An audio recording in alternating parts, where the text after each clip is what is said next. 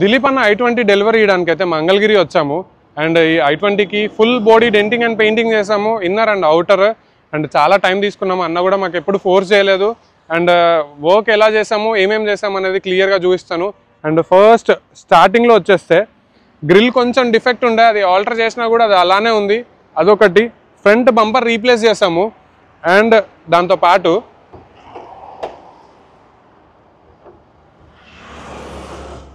ఇక్కడ ఓపెన్ చేస్తే బానెట్కి అయితే బ్లాపంగ్ది బానెట్ డాంపింగ్ చేసేసాము. దీనివల్ల ఏమవుతుందంటే హీట్ రిడక్షన్ ఉంటుంది అనమాట దానివల్ల. నెక్స్ట్ ఇక్కడ చెక్ చేసుకుంటే oils, engine oil, coolant oil, gear oil 3 replace చేసేసాము.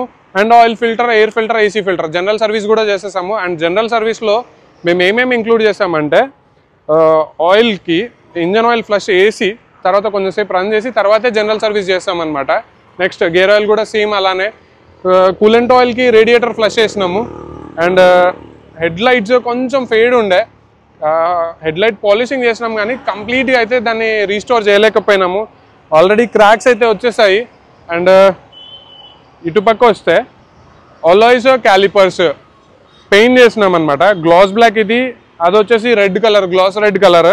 నెక్స్ట్ బ్రేక్ ప్యాడ్స్, రోటర్స్ ఇవి కూడా రీప్లేస్ చేసేసాము. నెక్స్ట్ ఇక్కడికి వచ్చేసరికి ఫుల్ బాడీ పెయింటింగ్ చేసినాము లోపల, అంటే డోర్స్ లోపల.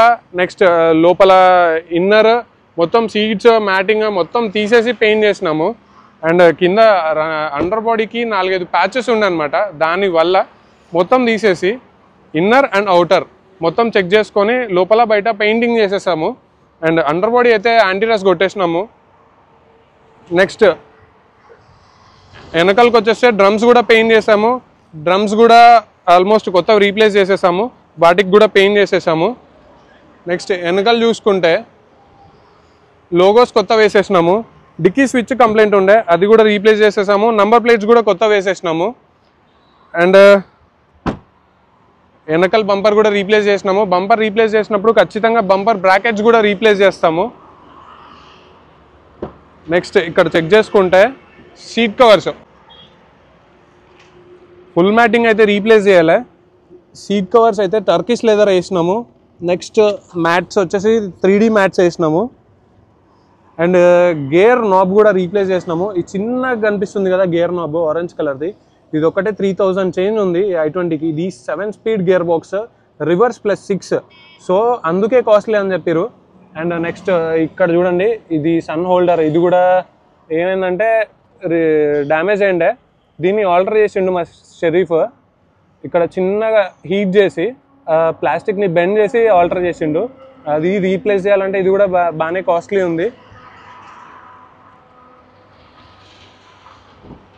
మడ్ ఫ్లాప్స్ కొత్తవి రీప్లేస్ చేసినాము. కొన్ని బెల్ట్స్, టెన్షనర్స్ ఇవన్నీ కూడా రీప్లేస్ చేసినాము. ఈ వెదర్ స్ట్రిప్స్ కూడా 4 కొత్తవి రీప్లేస్ చేసినాము. ఏమవుతుందంటే ప్రతి ఒక్క బండికి కొన్ని బండ్లకి క్రోమ్ ఉన్నవైతే ఒక్కసారి తీసిన తర్వాత మళ్ళీ పెట్టడానికి చాలా ఇబ్బంది అవుతుంది అనమాట. ఎట్లా అంటే ఈ పార్ట్స్ ఉంటాయి కదా, చాలా ఎండకు ఉండి హార్డ్ అయిపోతాయి అండ్ క్రోమ్ కూడా. సో దానివల్ల ఏమవుతుందంటే డిఫెక్ట్స్ వస్తూనే ఉన్నాయన్నమాట. దానివల్ల ప్రతిసారి మేము ఏం చేస్తున్నామంటే వెదర్ స్ట్రిప్స్ అనేటివి కొత్తవి రీప్లేస్ చేస్తున్నాం. పాతవే పెడితే ఏదో ఒక చోట ఇట్లా చిన్న క్రాక్స్ కానీ ఇట్లా కనిపించడం వల్ల అవి అయితే కొత్తవి రీప్లేస్ చేస్తున్నాము. అండ్ కార్ పరిస్థితి అయితే ఇది. అండ్ నేనైతే అన్నకు 1 year వారంటీ ఇచ్చాను పెయింటింగ్ మీద. ఏదైనా పెయింట్ పీల్ అయినా అండ్ ఏదైనా పెయింట్ ఎల్లో అయినా కానీ వారంటీ ఉంటుందన్నమాట. ఖచ్చితంగా మళ్ళీ ఫుల్ బాడీ అయినా రీపెయింట్ చేసి ఇస్తాను అని చెప్పినాను. అండ్ ఆ కమిట్మెంట్ ప్రకారంగానే ఉంటాం మేము కూడా. ఈ ఫైనల్ అవుట్లుక్ అయితే ఇది కార్ది. Full outer body, inner and outer చేసినాము అండ్ డెలివరీ ఇచ్చేస్తున్నాం ఈరోజు. అండ్ థ్యాంక్స్ ఫర్ సపోర్టింగ్ మీ. అండ్ మేము చేసిన పెయింటింగ్లో ఏదైనా మైనర్ డిఫెక్ట్స్ ఉంటే కూడా నేను కస్టమర్కి క్లియర్గా అన్న ఇది అని చెప్పేసినాను. ఎందుకు చెప్పినానంటే నేను బండి డెలివరీ ఇచ్చి వెళ్ళిపోయిన తర్వాత ఆ కంప్లైంట్ కస్టమర్ చూసుకున్నారనుకో నేను ఏదో మోసం చేసిన అనే థాట్ వస్తుంది అనమాట. అలా ఉండొద్దు. ఎంత పెద్ద వర్క్ చేసినా కానీ, ఈవెన్ కొత్త car manufactured in plant, direct plant నుంచి వచ్చిన బండికి కూడా ఏదో ఒక డిఫెక్ట్ ఉంటూనే ఉంటుంది ఖచ్చితంగా, అది ఎవరు చెప్పలేరు. సో మా ఇంటెన్షన్ ఏంటంటే ఏదైనా డిఫెక్ట్స్ ఉన్నా కూడా క్లియర్గా చూపియాలి కస్టమర్కి, మాది ఇది పరిస్థితి, మేము చేసిన వర్క్లో ఇంతవరకు మేము పర్ఫెక్షన్ తీసుకొచ్చినాం అని చెప్పాలి అనేది మా ఇంటెన్షన్, నా ప్యూర్ ఇంటెన్షన్ అదే. సో చిన్న చిన్న డిఫెక్ట్స్ ఉన్నవి కస్టమర్కి క్లియర్గా ఎక్స్ప్లెయిన్ చేసినాము. ఆల్మోస్ట్ మేము మా దగ్గర డెలివరీ అయిన బండ్ల వాళ్ళకి కూడా మేము ఆల్మోస్ట్ చెప్తుంటాము.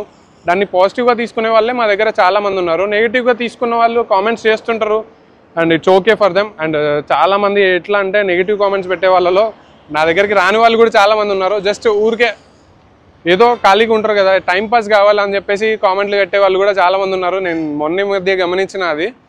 ఈ కామెంట్లు చూడడము, వీడియోస్ అప్లోడ్ చేయడం అవన్నీ మా ఎడిటర్ పని అనమాట.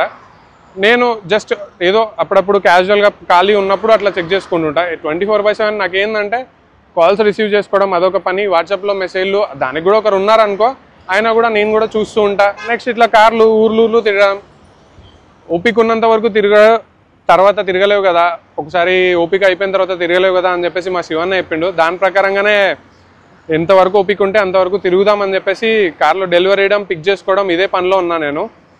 సో చాలామంది అయితే మంచిగా సపోర్ట్ చేసిరు. Thanks for everyone who else are supporting me.